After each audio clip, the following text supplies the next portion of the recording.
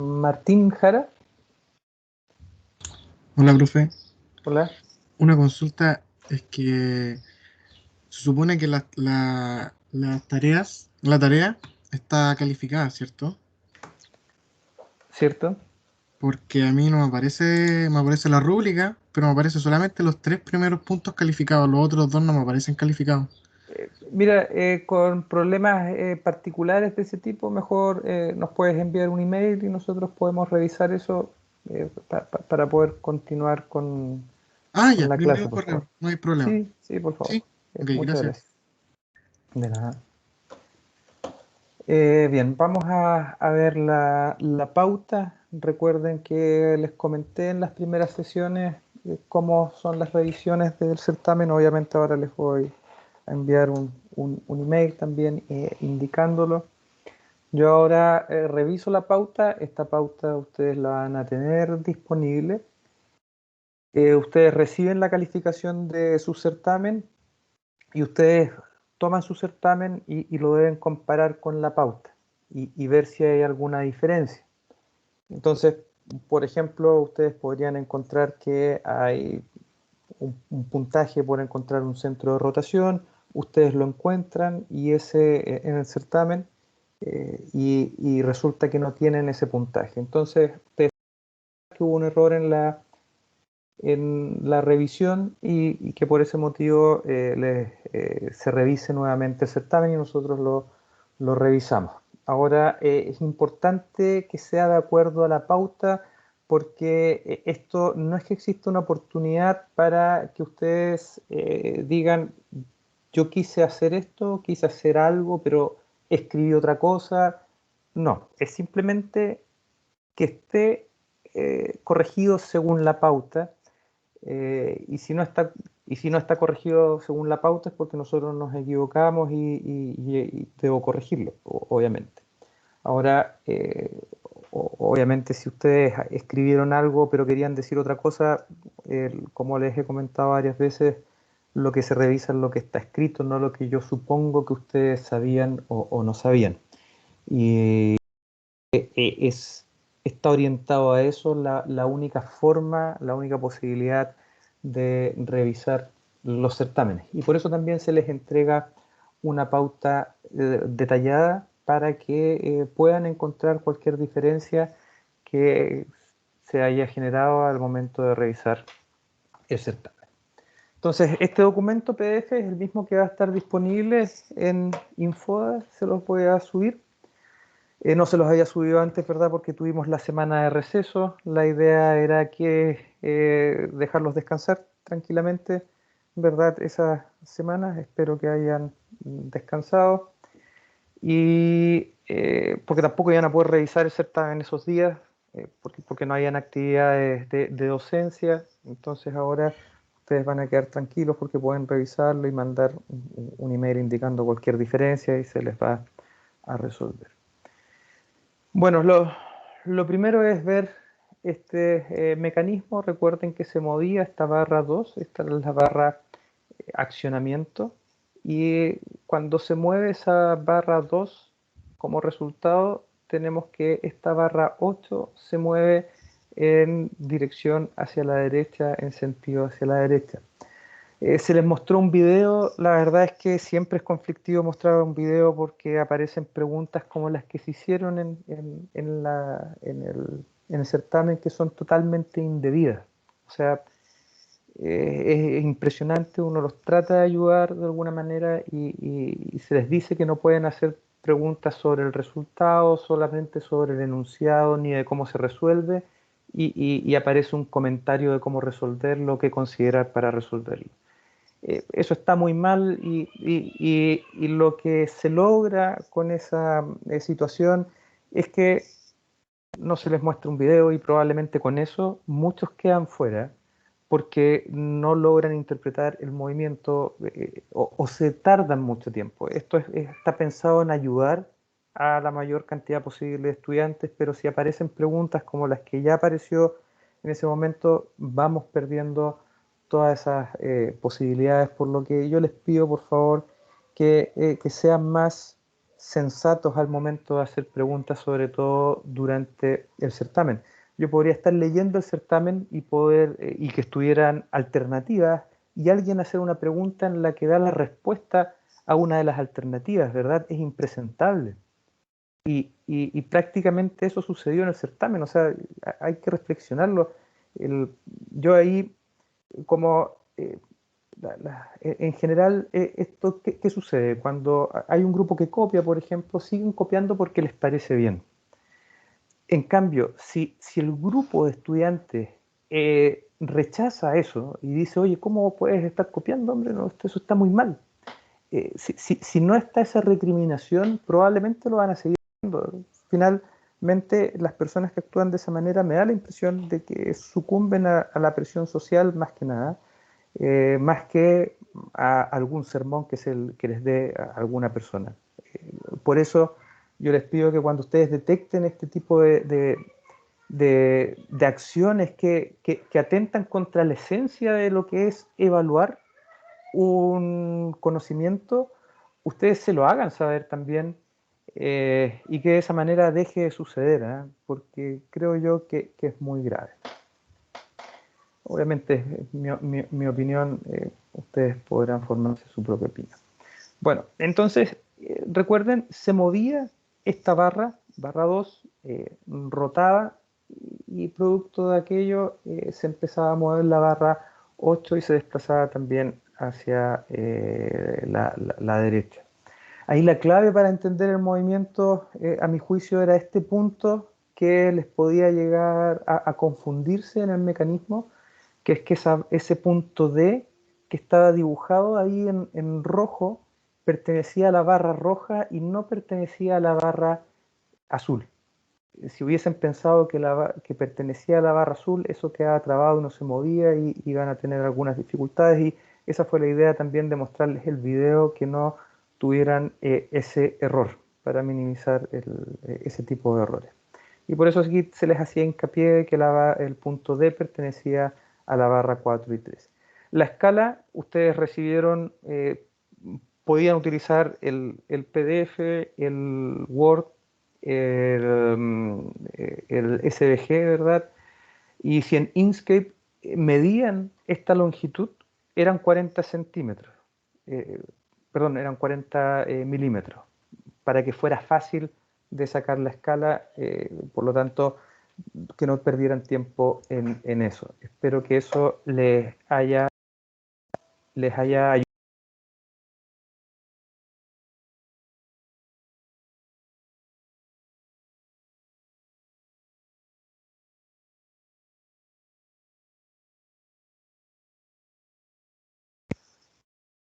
Bien, entonces, después en ese mismo documento tenían las barras dibujadas separadas. Aquí era claro de que el punto D no pertenecía a la barra número 5, que está aquí. Ahí están los 40 centímetros.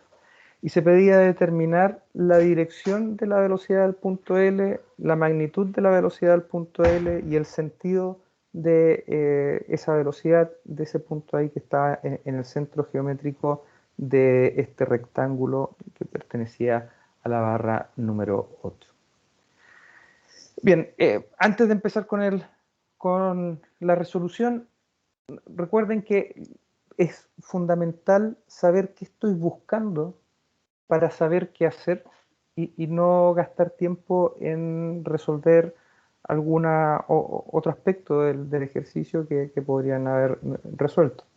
Y lo que se les pedía era primero la dirección, magnitud y sentido. Para encontrar la dirección, que era lo que tenía más puntos y por lo tanto es lo que yo primero pienso en resolver, los centros de rotación, ¿verdad? Si ustedes tenían el O18, inmediatamente tenían la dirección. Por lo tanto, podían reflexionar de, tengo que buscar el centro O18. Después, necesito la magnitud y el sentido. Bueno, ¿me sirve encontrar el centro O18 para encontrar la magnitud y el sentido? Sí, ¿verdad? Y por lo tanto, también me sirve para eso. ¿Y qué es lo que hago yo ahora? Entonces, busco los centros de rotación. Es lo que considero yo que era la reflexión más, más corta para poder encontrar el resultado del ejercicio. Entonces, primero hay que buscar el centro O1, 8. Entonces hay que empezar a encontrar centros que nos relacionen con la barra 8. Tenemos la barra 6 y la barra 5 que están conectadas a la barra 8. Por lo tanto, podríamos ir hacia la barra 6 o hacia la barra 5. ¿Para qué? Para encontrar, por ejemplo, un O15, un O58 y un O18, o hacerlo con la barra 6. En este caso se decidió hacerlo con la barra 6, que a su vez está conectada a la barra 7. Por lo tanto, voy a encontrar también, antes de encontrar el 1.6 o junto con encontrar el 1.6, tendré que pasar por el 1.7. Ustedes podían, hay varios que escriben un polígono con los centros de rotación y terminan obteniendo muchos centros de rotación, pero la idea era enfocarnos a los centros de rotación que nos servían para encontrar el O18 y de esa manera, de forma más rápida y con menos tiempo, ¿verdad?, que tenían que aprovecharlo en el certamen, encontrar el centro de rotación en 1.8, y por eso, por ejemplo, aquí no aparece el centro 2.4, que lo hubiesen sacado rápidamente, pero que no lo hubiesen utilizado. Bien.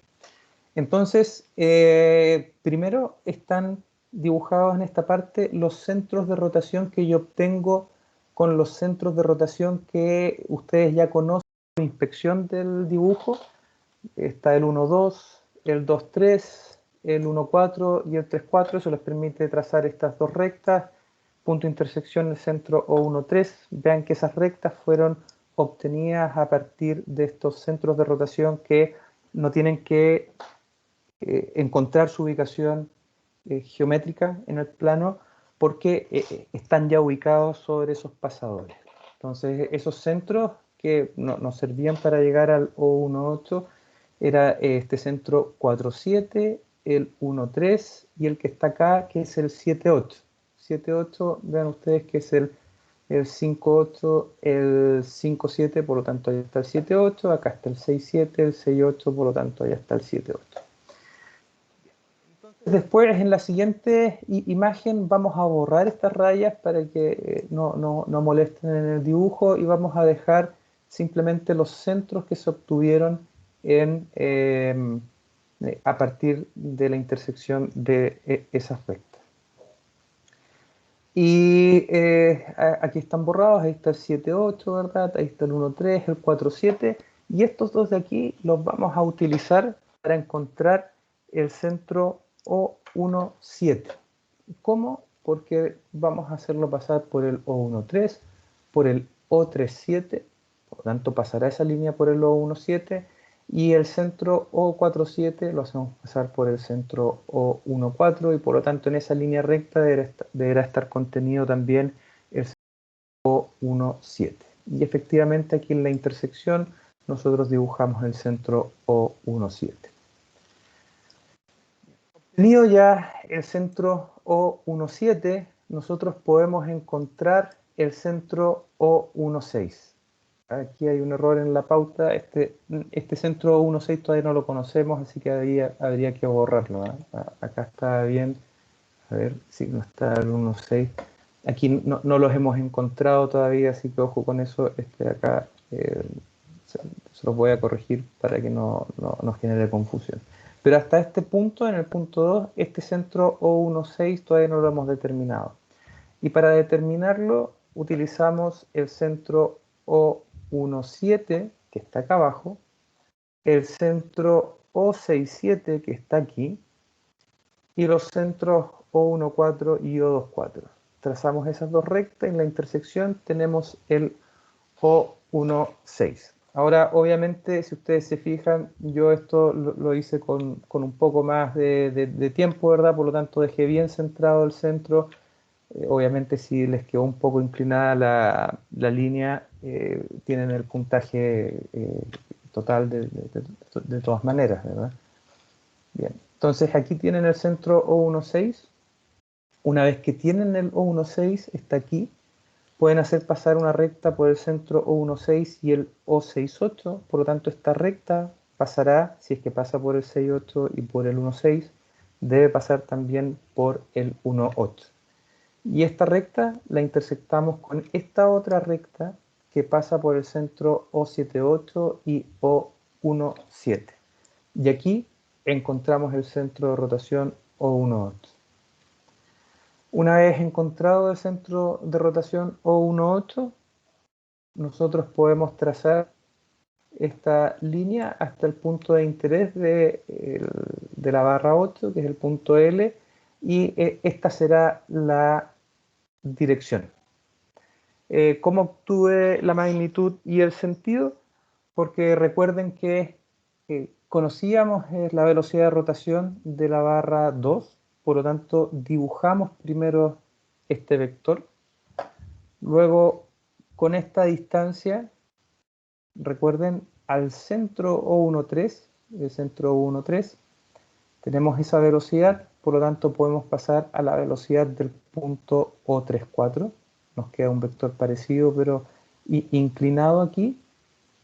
Luego con ese vector lo podemos traspasar a este otro lado en el 2,4, perdón, en el 4,6, en el centro 4,6, que es un punto que pertenece tanto a la barra 4 como a la barra 6, y por lo tanto con el centro O1 podíamos traspasar con ese vector de velocidad hasta este punto O68 y teníamos la velocidad. Y ahora con esa velocidad nosotros la traspasábamos en el 1 al O168, ¿verdad? Porque esta pertenece a la barra 8, la podíamos traspasar acá, dibujar un triángulo y teníamos la magnitud y el sentido. El puntaje de este problema era un punto en caso que encuentren solo O17 o solo O38, que eran los centros que no eran tan evidentes de encontrar porque no era de la intersección directamente de estos centros ya conocidos, sino que era ya utilizando algún centro de rotación encontrado con este par de rectas que se cruzan. Dos puntos, si encuentran el centro O18, esos dos puntos tienen incluido ese punto del O17 y el O38, porque para haberlo hecho tienen que haber llegado a esos centros. Luego un punto por tener la magnitud correcta y un punto por tener el sentido correcto. José Pedro Catán Espinosa, adelante. Hola, muy buenas tardes, profe. Buenas tardes. Igual se podía ubicar el centro O18 sin necesariamente sacar el centro O17, según yo, profe. Sí, efectivamente, con el 1.5. Con el 1.5 también. Sí, Bueno, a mí me dio casi lo mismo, de hecho, la dirección y todo, y la ubicación del punto, pero lo hice ubicando el centro, o sea, obviamente ubiqué el centro O16. Después el centro O63 con el O38 también. Y luego con el O13 y el O38 lo intersectaba con el O16 y el O68. Y ahí también se podía sí, pillar el centro exacto. Y, 18. y, y queda con una línea que iba aquí. Claro, exacto. Sí, perfecto. Sí, sí, había dos formas, ir por esta barra con el 7 o a través del 5, bueno, con el 3 y el 3. Así que Ya, sí, no, no, perfecto. no hay problema. Ah, ya, Eh, excelente. Sí, eso, profe. bien, de nada.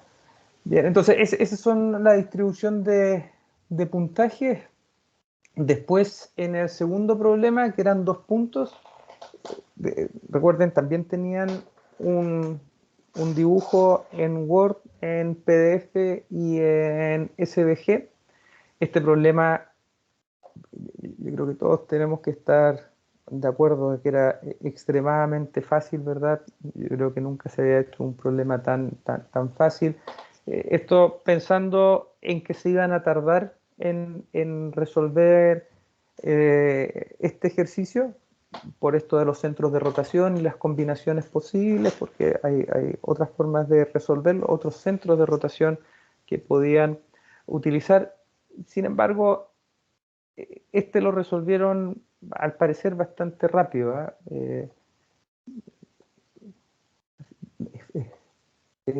Bueno, espero que no haya sido porque hayan visto a alguien que lo hizo bien, sino que es porque todos lo resolvieron. Me imagino que obviamente ustedes no miraron lo que hizo sus compañeros, ¿verdad? Y no copiaron absolutamente nada, porque son honrados o honestos, ¿verdad?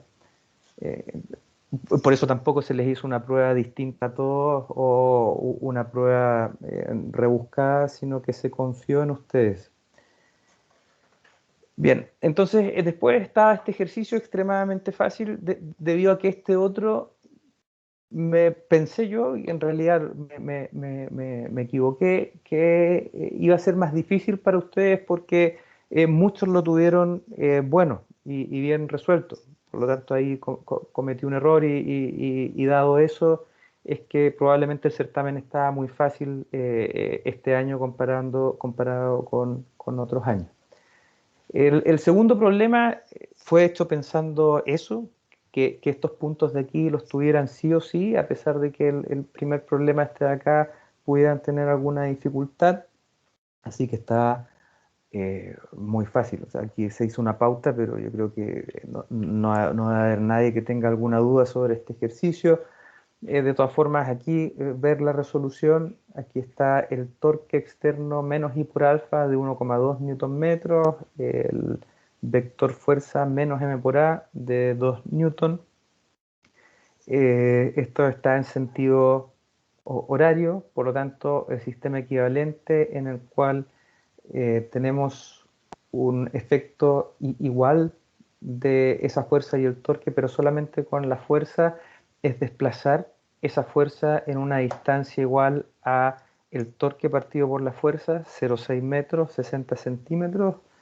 Teníamos una escala aquí, en este caso la escala no era exactamente 1 centímetro igual a 1 milímetro, sino que era que los 30 centímetros eran 27,23 milímetros que ustedes medían con Inkscape.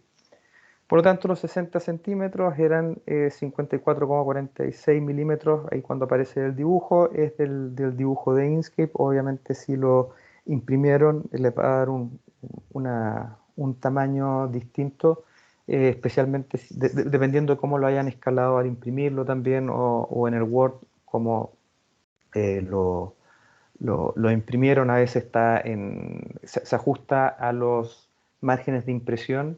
Por lo tanto, a pesar de que aparezca ahí como 100% del dibujo, hay alguna variación. Por lo tanto, este milímetros del dibujo es medido en el SVG usando Inkscape. Se traslada esa fuerza, luego no sabemos nada más de esta barra número 3. Vamos a analizar la barra 4. Está sometida a la acción de solo 2 fuerzas. Esas 2 fuerzas deben ser colineales para que esto esté en equilibrio. Con esa dirección de esas fuerzas colineales, yo traspaso esa dirección al punto de aplicación de esa fuerza en el punto C, dibujo esa trayectoria. Luego, con la fuerza horizontal desplazada a esos 60 centímetros, dibujo también la proyección de esa dirección. Esas dos rectas se intersectan en un punto y para que sumen 0 con una fuerza aplicada en el punto B, necesitamos que esa fuerza apunte a ese punto. Son concurrentes en un punto esas 3 fuerzas. Eso me permite tener la dirección de las tres fuerzas y de una de ellas conocer la magnitud y sentido. Por lo tanto, me permite hacer este dibujo en que tenemos los 2 newton, la fuerza de la barra 2 sobre la barra 3 y la fuerza de la barra 4 sobre la barra 3. Y con el tamaño de este vector en relación al tamaño de este otro vector de magnitud conocida, tenemos la magnitud de la fuerza de 2 sobre 3. Luego tenemos que pasar a la barra número 2, que era sobre la cual teníamos que calcular el torque necesario para mantener las condiciones del problema. Esa fuerza es la fuerza de la barra 2 sobre la barra 3, por lo tanto la fuerza de la barra 3 sobre la barra 2 es igual en magnitud, igual en dirección, en sentido contrario, y la magnitud 4,9 newton. Esta distancia, partido por esta distancia, era del orden de 2,4, 2,5. Luego, para que esto esté en equilibrio, aquí hay un torque, otra fuerza, que es de la barra 1 sobre la barra 2. Tenemos que medir esta distancia. Al medirla, la estamos midiendo en los milímetros del papel, del dibujo del programa Inkscape. Y eso nos daba igual, pasando por esta escala que estaba aquí, ¿verdad? Igual a 0,24 metros, 24,35 centímetros. El torque 2 tenía que ser entonces 4,9 multiplicado por 0,24 igual a 1,2 newton metros en sentido horario para que esto estuviera en equilibrio. Distribución del puntaje del problema 2, un punto por incorporar la fuerza menos m por a y el torque menos i por alfa sobre la barra 3 y encontrar correctamente su sistema equivalente, es decir, por hacer lo que aparece aquí en el punto 1 y 2 en forma simultánea, es decir, estas dos cosas juntas bien hechas. Después 0,5 puntos por incorporar correctamente las tres fuerzas concurrentes a un punto en la barra 3, tener correctamente este dibujo que está aquí. Eso, cuando hablamos de correctamente, aquí se les detalla, es que está correctamente ubicada la fuerza del sistema equivalente, las direcciones colineales de la fuerza 4,3 y correctamente determinado el punto donde concurren esas fuerzas. Y además construir correctamente el triángulo de sumatoria de fuerzas con las fuerzas en la dirección, sentido y magnitud correctas. Es decir, esto que está aquí, todo lo que aparece en el punto 4. Y luego los 0,5 puntos finales es por incorporar correctamente al diagrama de cuerpo libre de la barra número 2, esas dos fuerzas y un torque, y tener los valores del torque. Obviamente en magnitud, dirección, bueno, era entrando, saliendo del papel porque es movimiento en un plano, y el sentido que era horario. Como pueden ver, el segundo problema era muy fácil. No sé si quieren hacer algún comentario sobre el certamen.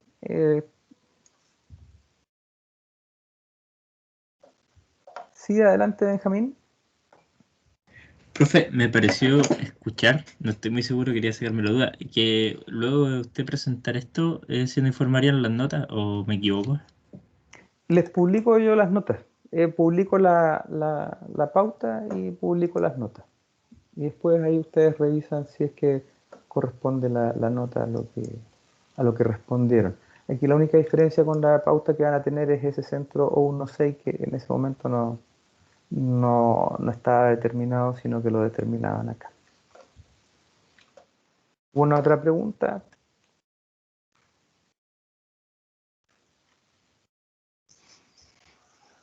Sí, Claudio Garcés, adelante. Hola, profe. Hola. Una consulta sobre el problema 2. Sí. En el caso de haber considerado el desplazamiento de la fuerza en sentido contrario, ¿está todo malo? Sí, Bien, gracias. de nada. ¿Alguna otra pregunta?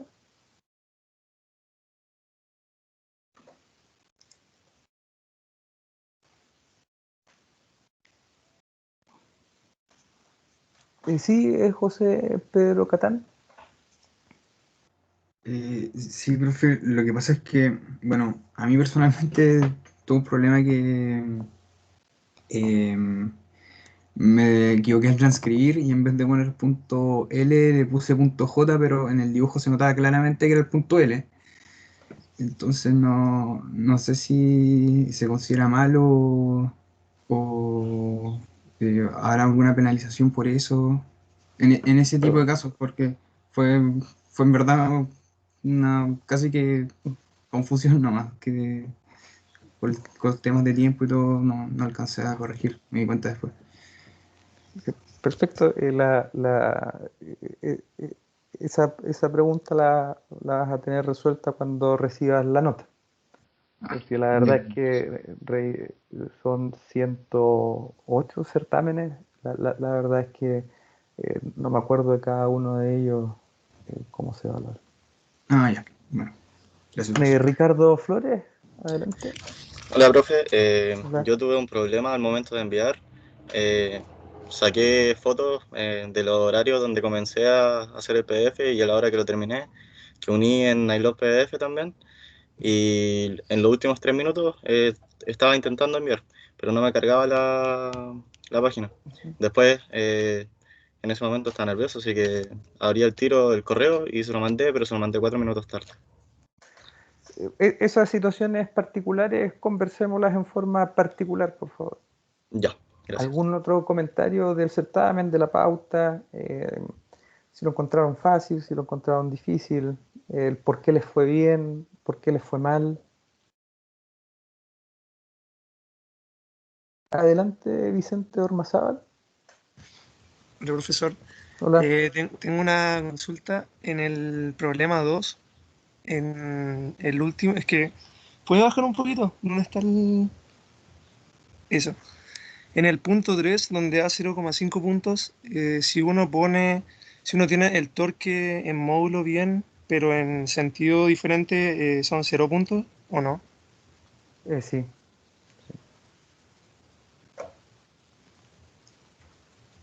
¿Alguna otra pregunta? Ignacio Flores, adelante. Yo la verdad es que no tengo una pregunta, quiero hacer un comentario. La Ujú. verdad es que le quería dar las gracias por considerar el momento que estamos pasando. La verdad es que se vio muy reflejado en el certamen. En sí, el certamen yo creo que estuvo como por la situación, así perfecto. La verdad es que al principio del certamen, antes de enfrentarme al certamen, igual estaba como más o menos nervioso por lo mismo, porque pensaba que no le iba a alcanzar a hacer y todo, y se notó que usted como que se consideró lo que nosotros le hablábamos en clase y todo, así que de verdad que muchas gracias. No hay nada que agradecer, ¿ah? O sea, yo cuando les digo que resuelvo el certamen bajo las condiciones en las que ustedes están trabajando, lo resuelvo efectivamente, lo resolví también calcando el dibujo, lo resolví imprimiéndolo y sacando una foto de manera de que fuera lo más sensato posible el tiempo de duración del certamen. Así que, bueno, eso creo yo que es lo mínimo que puedo hacer y también ojalá que varios opinen así porque para uno es gratificante que se den cuenta que uno tiene esa preocupación. Así que gracias por tus palabras. ¿Eh? ¿Algún otro comentario?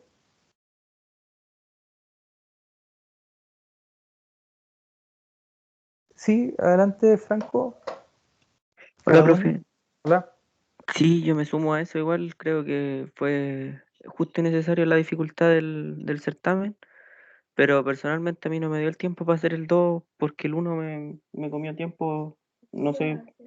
Pero en cuanto a dificultad, yo creo que fue bastante bien. Perfecto. Gracias, Qué profe. bueno. No, de nada, nada, nada. Bueno, y también pensando en el tiempo y esas dificultades, fue que tenían disponible el certamen de todas las formas en las que ustedes comentaron que les era útil tener el, el problema, que era tenerlo en un PDF que lo pudieran importar o copiar en Word y en SVG, que creo yo que era lo más cómodo de resolver, en mi opinión. Ahora, las notas están, a mi juicio, porque todo esto es relativo, ¿verdad? Este es un certamen que históricamente siempre ha tenido muy malas notas. Entonces ahora obtener mejores notas que lo histórico se nota, o sea, estadísticamente son mejores notas, pero hay un grupo significativo de estudiantes que obtuvieron nota 1, porque no hicieron nada bien del certamen. Entonces, a esos alumnas y alumnos, bueno, pedirles que no voten el ramo, porque hay mucha gente que les ha ido muy mal en el primer certamen y a pesar de eso logran sacar un buen certamen 2 y en la evaluación de recuperación también les va bien. Así que yo les pediría que por favor las alumnas y alumnos que reciban una nota 1 no se frustren, sino eh, que continúen, porque esto es lo que ha pasado históricamente. eh, a veces estudiantes que sacan muy mala nota en este primer certamen deciden no continuar con la asignatura y no van ni al certamen 2 ni a la evaluación de recuperación. Eh, Sugerirles que no tomen esa decisión porque históricamente los que sí han tratado de salir adelante después de un 1, un 1-2, un 1-3 en el primer certamen, yo veo que lo logran varios. Entonces, que por favor no se desalienten si es que les fue mal.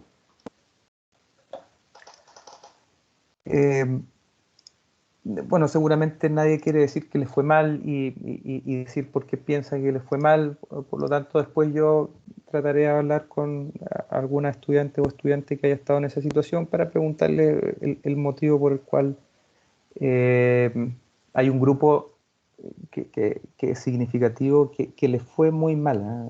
Entonces, ahora, comparado con otros años, creo que es un grupo menor que otros años, pero creo yo que la dificultad este año era bastante menos. Entonces, por eso quedo preocupado con ese grupo, pero yo me voy a contactar con algunos de ellos para ver cómo lo podemos solucionar. Bien, después de esto vamos a pasar al capítulo número 2. El capítulo número 2 es sobre máquinas alternativas. Creo que tiene una gracia y es que esto que hemos hecho ahora en forma vectorial, lo vamos a volver a hacer en forma vectorial, pero como el caso particular de la máquina alternativa es un triángulo, y en un triángulo ustedes todos conocen el teorema de Pitágoras, ¿verdad? Que en un triángulo rectángulo el cuadrado de un cateto más el cuadrado del cateto es igual al cuadrado de la hipotenusa. Por lo tanto, esto que vamos a hacer aquí, ustedes lo hubiesen podido hacer casi en su totalidad conociendo geometría elemental y conociendo sumatoria de fuerza igual a m por a. Y nos vamos a encontrar con características muy particulares e interesantes de una máquina alternativa, tanto de las fuerzas a las que está sometida como del torque al eje que vamos a lograr o que vamos a necesitar aplicar para lograrlo hacer girar. Recuerden que esta máquina alternativa puede ser un compresor alternativo o un motor a combustión. ¿Qué vamos a ver en este capítulo? Son los siguientes puntos. Primero vamos a analizar dinámicamente un motor de un solo cilindro. Esto es un motor o un compresor. Tenemos un cilindro. Vamos a ver las características. Ustedes han visto siempre alguna imagen de un cilindro, de un motor a combustión o de un compresor. Son bien robustos porque soportan fuerzas debido a la presión muy altas y eso los obliga a tener una masa significativa. Por lo tanto, si además esa masa se mueve en forma alternativa, es decir, va hacia arriba, hacia abajo, hacia arriba, hacia abajo, o hacia la izquierda, derecha, izquierda, derecha, izquierda, derecha, ustedes pueden imaginar moviendo la mano hacia los lados sentados sobre una silla o hacia arriba y hacia abajo, y solamente con el hecho de mover la mano van a sentir la reacción sobre el cuerpo que se tratan de tambalear sobre la silla. Y la mano no tiene una masa tan significativa como la de un pistón respecto al resto de la máquina. Entonces van a aparecer fuerzas que van a ser, en este caso, fuerzas de inercia que van a ser las más relevantes en el diseño de estas máquinas. Después vamos a pasar, después de analizar el caso de un solo pistón, vamos a pasar a analizar varios pistones sobre distintas geometrías de motores. Vamos a ver motores y compresores en B, con cilindros opuestos, con cilindros en línea, y, y vamos a ver cómo vamos a ir teniendo alternativas de hacer un diseño en el cual se compensen varias de estas fuerzas de inercia. Ahora, esto no siempre va a estar el prejuicio o el entendimiento de que esto es más bien aplicado a motores de combustión interna, pero yo diría que lo más relevante en el caso industrial son efectivamente los motores de combustión interna en el caso de la industria naviera, donde los barcos tienen este tipo, muchos de los barcos tienen este tipo de motores a combustión que mueven la hélice. En los camiones de minería también son a combustión con estos motores muy grandes. Y también compresores alternativos en refinerías de petróleo. Ahí se comprimen gases altamente combustibles a alta presión y son unos tremendos equipos, o sea, uno los ve y realmente si uno no sabe que ahí adentro hay un pistón, uno no se imagina un pistón tan grande. Y son tremendamente relevantes. Entonces no nos quedemos solamente con el motor a combustión de un automóvil. Recordemos que la aplicación industrial de esto es transversal a casi todas las industrias y va a ser relevante entender estas fuerzas de inercia. Por ejemplo, en un compresor de NAP que están comprimiendo un gas altamente combustible, solucionar un problema con esa máquina, entender cómo son las fuerzas, por qué se está desgastando algún elemento, es tan relevante como que si no lo solucionan la planta puede explotar. O sea, es realmente relevante, no piensen que es solamente, a veces creo yo que nos quedamos con que esto lo aplicamos solamente a un motor de un automóvil pequeño y que no tiene mucha relevancia, pero tiene alta relevancia en el ámbito industrial. Después vamos a ver el balanceamiento de las masas rotatorias y de las masas alternativas, porque hay algunas opciones para disminuir estas fuerzas de inercia y hacerlas lo menor posible, no evitando que se mueva el pistón, porque si no, no se comprime ni se expande, sino que agregando fuerzas de igual magnitud, igual dirección, pero sentido contrario. Y finalmente vamos a dimensionar volantes de inercia que van a evitar que las velocidades de rotación en este tipo de máquinas sean variables. Ahí hay un sistema con un pistón, biela cigüeñal. Este es el pistón, esta es la biela y este es el cigüeñal. Son las 4:01.